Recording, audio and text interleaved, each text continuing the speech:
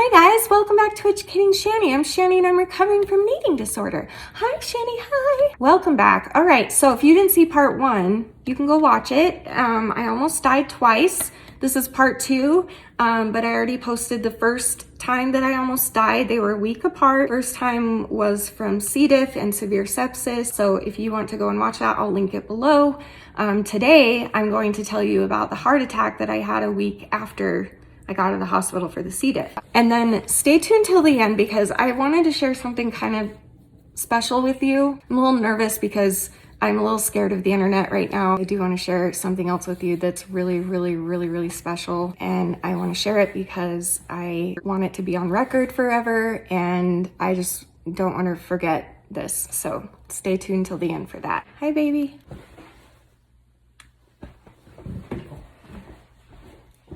Are you glad I'm alive? Yeah. You kidding me? What do you mean I'm glad you're alive? That's not even a question. I'd be dead. Inside. If you died.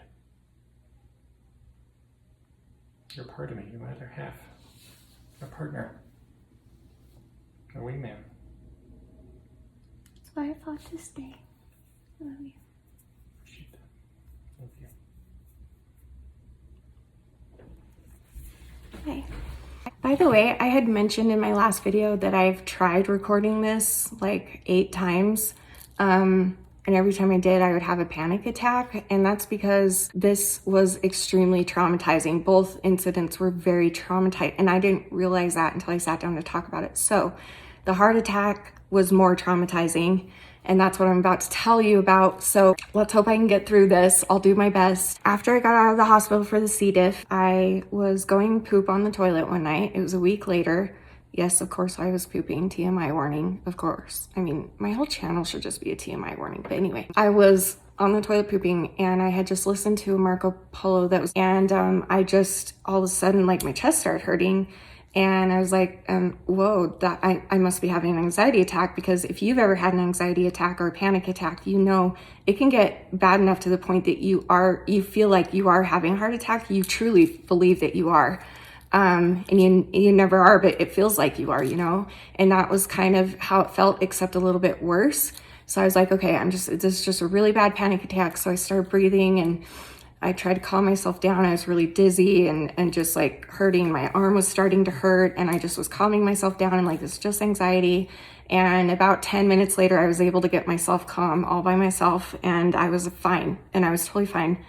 And then I went back to doing whatever I was doing. And then about 10 minutes later, boom, like ow, that hurt. Like the biggest, the most, okay, when I can't even, okay. By the way, I had found out later that first episode that I had 10 minutes prior was actually, I don't remember the word for it, but it was basically like a pre-heart attack.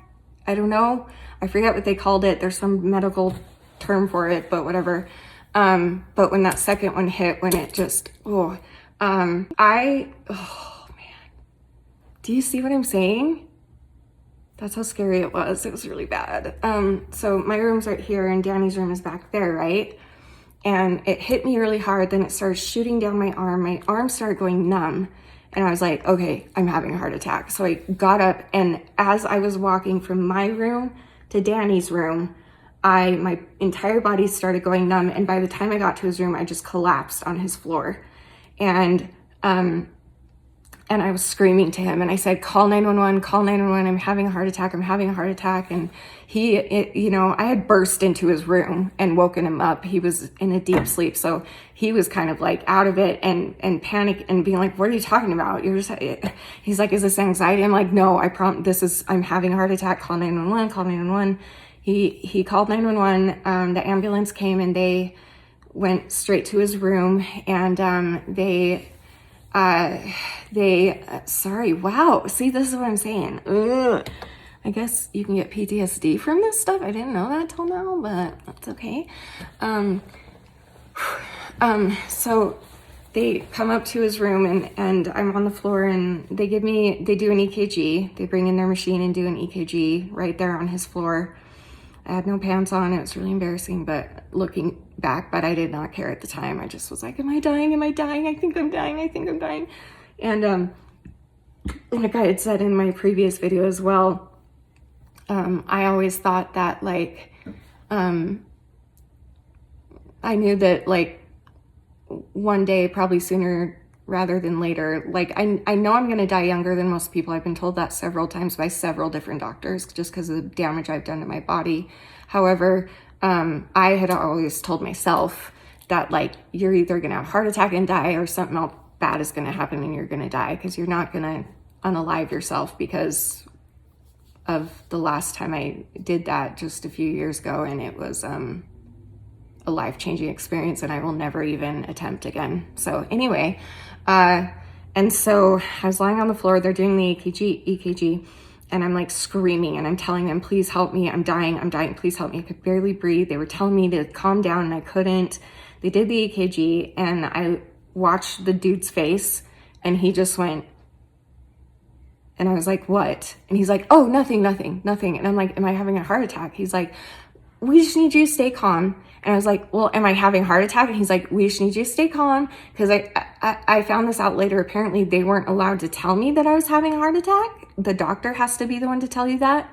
So that was kind of weird. But the look on his face, I was like, why did you just make that face? And then like he did this code. He like spoke in code to the one of the other EMTs that was right there. And he was like, yeah, Z24, blah, blah, blah. And the other one was like, and I was like, you guys, am I having a heart attack? You need to tell me. And they're like, honey, we just need you to calm down. And I'm like, hey, the fact that you're not answering, like, and I didn't say out, just what I was thinking. I was like, obviously. And then that made me panic more. I really wish they would have kept a straight face, but it's okay. It was a very hectic situation. I don't blame them at all. It was really scary. I was screaming and I was begging God to not let me die. And I never thought that would happen. Like, I always told myself whenever I do die, whatever it is, I'm ready, and like, just take me, it's fine, I'm ready. But man, I was begging for my life. I was begging God to not let me die. And so they got me down the stairs and they put me in the ambulance. And while I was in the ambulance on the way, we had to go to a different hospital that was farther away because the one that isn't very far from us doesn't have as good of a heart team as the other one. So it was kind of a far drive, and Danny followed us in his truck. And while I was in the ambulance, they were doing more EKGs and other testing. They were trying to get an IV in me and couldn't do it. None of my veins were working. They were all collapsing. It was really scary. They made me chew. I had heard this before from my mom. When you're having a heart attack, they make you chew aspirin. And it was awful. Like, just imagine chewing aspirin. Now, I will say this though. They're like, okay, you're gonna chew this aspirin. I was like, no, I'm not. That's gross. Ew. My mom told me about it and they're like, you have to chew this or you're gonna die. And I was like, fine. So I chew it. And luckily, I guess that now they make, flavored ones, like ones that, so it's not like straight aspirin, but it still tasted like asshole. But anyway, so that happened. I started to calm down actually a little bit in the ambulance, and the pain was still there, but it started to subside a little bit. And I think that's because I had actually just taken my pain medication for the night. And so I think those had kicked in, and that actually helped my heart. So thank goodness for that. That helped the pain and it helped me relax more. And then when we got to the ER, okay, so we, I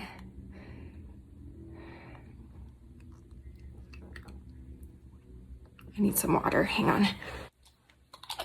Okay, so we get to the ER, and again, this is all kind of blurry, so I'm just gonna tell you what I remembered.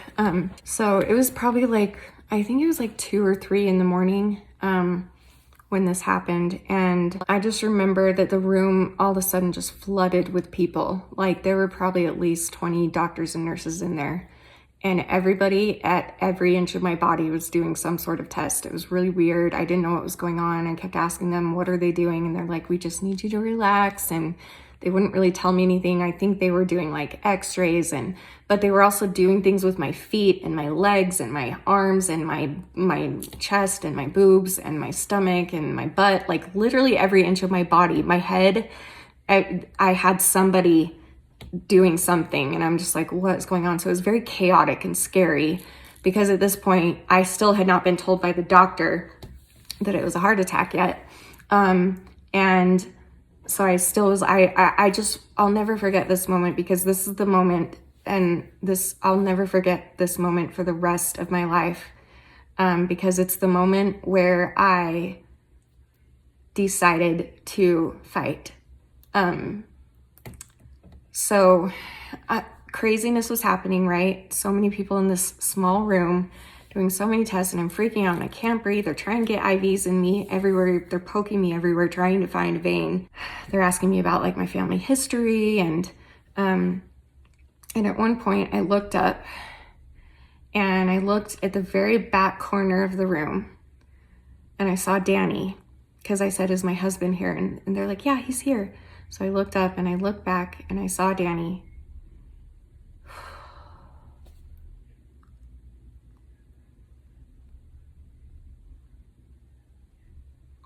And I'll never forget the look on his face. It was, his whole body was shaking and just was like this, and like comforting himself. And he just had this, like the most fearful look that I've ever seen on my husband in my entire life. And something just inside of me was like, you need to fight for him. He needs you. And I did. So I calmed myself down. I did the best I could to just stop talking and stop freaking out. And so I just calmed myself and I said a prayer inside. And I was like, God, please help me to not die, but also help me to calm down, and please be with my husband right now and all the things. I'll never forget that moment. I'll never forget what his face looked like. It was the saddest thing it was the scariest. I've never seen Danny like that. I've never, like, he was crying and freaking out and just shaking, and it just was gut-wrenching to see that. And that, I guess that's when it clicked with me. Then I was like, oh my gosh, Danny just witnessed all that. If that was traumatizing for me, I can't imagine witnessing your partner going through that. And I just knew I had to fight, so I did.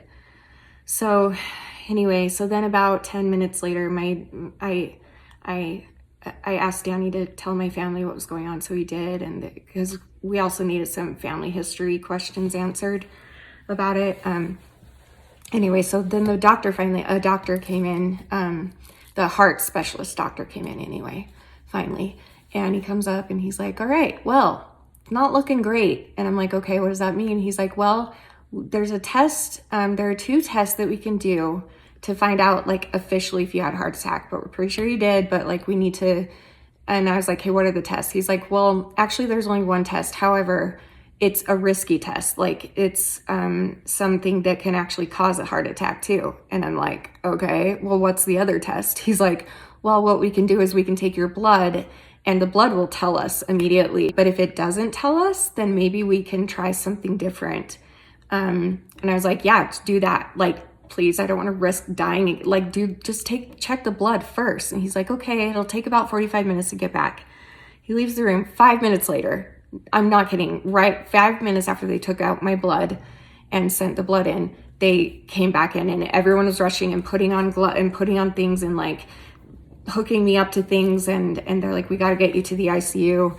So, but first we have to go in to do that test first. So they take me in to do this test. And the funny thing I do remember, because there were some funny moments too, okay? I had 2 male nurses. They were so funny and they were adorable. And they both looked just like Freddie Mercury. And I'm a huge Freddie Mercury fan. I'm a huge Queen fan. And so I was like telling them like, oh my gosh, you guys look like Freddie Mercury. And the older one, the main nurse, actually, who knew who that was. The other one was super young and didn't even know who that was. So I started calling them Freddie and Mercury. So Freddie and Mercury came with me to do that test in there. And normally they give you something in there. It's not complete sedation, but it's something that is will make you like more relaxed and not really care what's going on, but you still have to be available to answer questions to the doctor or something. So that's why they can't knock you all the way out. And basically what they do, I still have the scar. I mean, it's clearing up, but so they made that's like small now. So it was about the size of a coffee straw, that thick of a needle. That's what it was. It was a needle that thick. And it was connected to a big tube. So they had to like dig that into my arm and then connect it all the way up and then down and then to be able to look at my heart. I just remember that the medicine that they gave me did absolutely nothing. I was completely aware and I was completely in pain and it was awful. And I do remember just having to pee as well. And I was like, Freddie, I have to pee. He's like, just pee if you have to pee. I'm like, I'm not gonna pee on your table. He's like, well, we're pretty sure you're having a heart attack right now, so I can't stop the test and let you go pee. And I'm like, well, I don't want to pee on the and we were like arguing, and that kind of actually cheered me up. It was actually really funny. He's like, honey, just let it out if you need to go. And I ended up holding it in actually, but it was that, I do remember that, and that was really funny actually. So anyway, he goes in and he's looking around and there's a big monitor where I got to watch what he was watching, which was really cool. And he was like explaining to me what was going on. I was asking questions and they're not used to that because usually you're very relaxed and kind of out of it. You're awake, but you're kind of out of it, but it did nothing for me. So the doctor kind of like showed me my heart and showed me the valves and everything. And I don't know, it was a bunch of medical terms that I didn't know. And then when he was done with the test, he's like, yeah, it looks like you had I forget what it's called now. I forget what it's called, but he said it's essentially a minor heart attack. And I said, what caused this? I told him I had just gotten over a 33-year eating disorder. And I said, could that have contributed? And he said, yes, absolutely. That makes your heart a lot weaker. But that's not what triggered it because I wasn't purging. I wasn't having behaviors when this happened, and I hadn't had behaviors for a very long time. So it's not what triggered it, but it did contribute to it. So let this be another warning to those of you out there. But he says that what triggers this specific heart attack is stress. And another name for it is broken heart syndrome. And my heart was enlarged as well, which is really scary. And I will say this really quickly, as sensitively as I can. My stepmom passed away from exactly what I had. She literally died of a broken heart. And that's what they called this, is, broken heart. And I survived, and I am grateful again that I survived. They took us straight from there to the ICU again. They put me on heart medicine. I was there for 2 days maybe, and then they let me go home. And I wasn't okay, but I was okay enough to go home, so that was good. So I went home and been resting ever since. I had another incident a week later where I had to go back to the emergency room because my colitis that had gone away had come back. So we had to go deal with that. But since then, I've been doing a lot better. I'm still, I think the biggest side effects from both incidents are, especially the heart one I've noticed after, was that like it made me really stiff. And so this is still happening off and on. I'll start to feel pain all over my body and like really bad stiffness. It's really strange. I asked my sister, who has a husband who's a doctor, and she's like, yeah, I've heard that that's part of it and whatever. I mean, this recovery has been long. This happened a long time ago. This was back in May, and this is back in like mid-May when all of this happened. So I'm still in recovery, but thankfully this past week I have felt well enough to go celebrate the 4th of July with my family, and today I felt well enough to go to my niece's baptism, and now I'm feeling well enough to make a freaking video for you finally. And I'm actually really proud of myself that I didn't have a panic attack when I told you that story. So please hit the like button for me to show support for that. Is that what YouTubers say? I don't know. Anyway.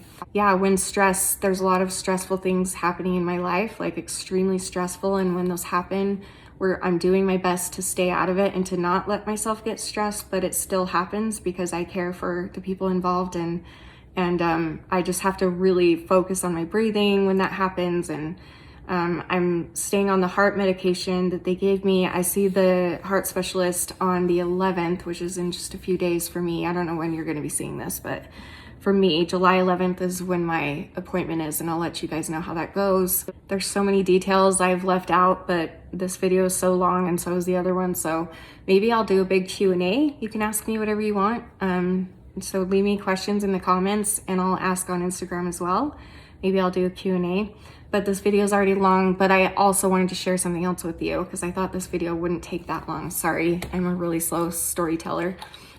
So I do want to say that, first of all, Danny has been, I mean, Danny's always an angel and so sweet and takes such good care of me, but he has gone above and he is a superhero. He is incredible. And I know how hard this was for him to watch me go through this and to not be able to do anything. He's a fixer, and this was really hard on him too. And I'm just so grateful for him, and I'm so grateful that he was there by my side through all of this. And this has solidified our love for each other even more. And I never thought that I could love Danny more than I already did, and I do. I am just in love with him. And recently we celebrated our 20-year wedding anniversary, which is so cool. So I wanted to share something with you. We were watching our wedding video, and if you read my Instagram post, you already know this, but I'm gonna tell it again because there's a part that I didn't say in the post that I want to share with you that was really special, and I'm a little scared to share it just because I'm kind of scared of the internet right now. But I know that if I don't share it, I might forget. I don't know if I'll forget this moment or not. Anyway, we were watching our wedding video on our anniversary, and I was looking at my dress. And right now, I'm obsessed with Say Yes to the Dress. Like, I've been binge watching that show. It's been a lighthearted, cool show for me to watch during all of this recovery. And it just makes me miss every day my wedding dress. And I lost it a long time ago, years ago. We've moved many times in our marriage, and I thought I had lost it years ago. And I told Danny while we were watching the video, I'm like, oh my gosh, my dress is so pretty. I wish I could try it on again. And he's like, oh, I actually found that the other day. I was like, huh? And he's like, yeah, I found your dress. Did I not tell you that? I'm like, no, you didn't tell me that. Go get it. So he went and he dug it up in our storage room in the basement. And he said that I had the biggest smile on my face, and I know I did. And my heart was smiling. I don't know why. I just was so excited. That dress means so much to me. It's the dress I wore when I married the love of my life. And that crazy day where our journey and our marriage started, and the most incredible human in the world I got to marry. So I've been wanting to try it on. So he dug it out and I tried it on for him, and I came out in it, and he had tears in his eyes, and he just said, you are beautiful and you look so happy right now. I need you to go take a picture of yourself. And I'm like, okay.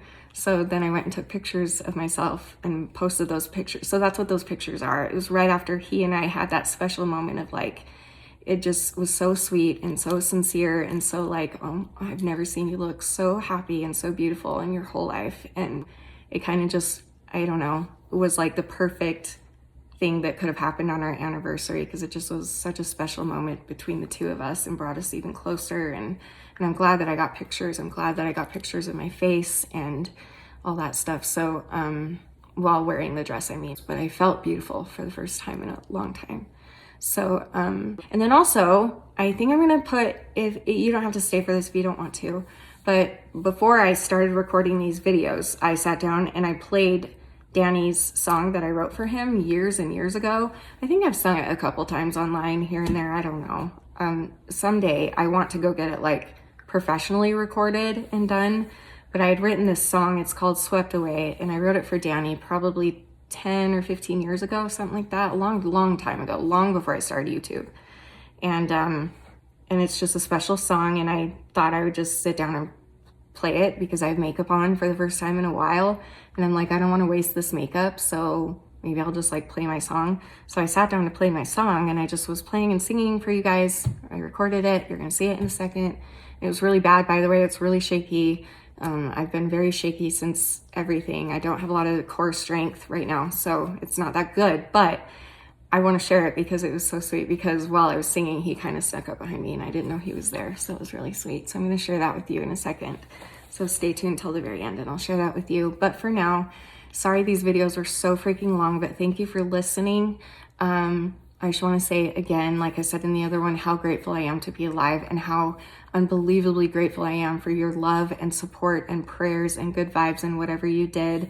My sister Angela made Facebook posts, and the word spread. I was getting messages from people I didn't even know being like, we're praying for you. We put your name in the temple. We did like all these, and I felt it. And I absolutely know from the bottom of my heart that it's a miracle that I'm alive, and that it's because of those prayers, and it's because of all the well wishes and good vibes and love that you sent me as well.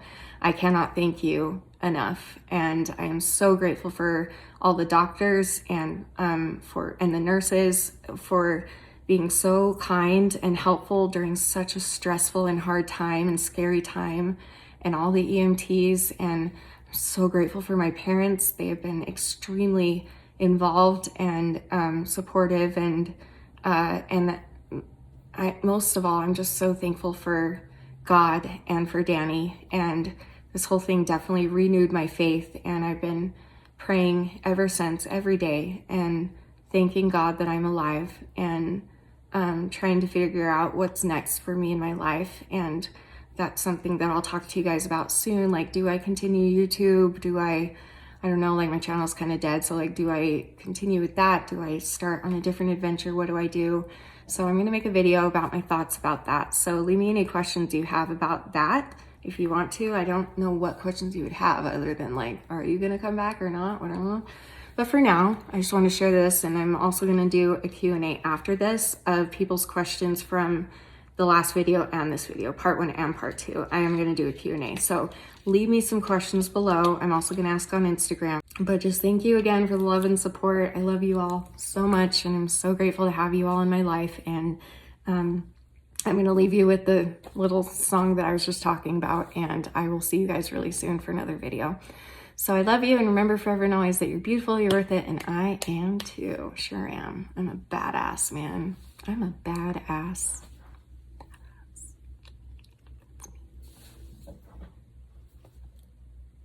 Thank you for watching. Bye. Ew. Why do I do things like that? Ew.